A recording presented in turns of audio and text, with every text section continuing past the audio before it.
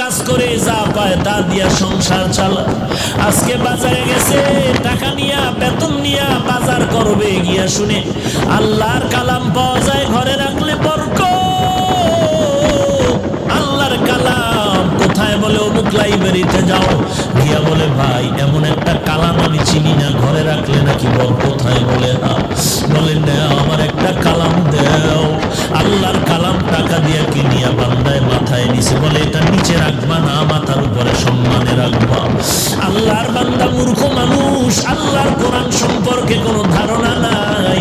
এতটুকু জানছে এটা সম্মানের কিতাব, এটা নিচু জায়গায় রাখবা না। আল্লাহর বান্দা কোরআন মাথায় নিয়ে বাড়িতে রওনা। ঘরের দরজায় গিয়ে বলে রে বিবি মনে কষ্ট নিও না, আজকে বাজার আনি নাই, আল্লাহর কালাম নিয়ে এসেছি। জীবন ভর খানা খাইলাম, আজকে একটা রাত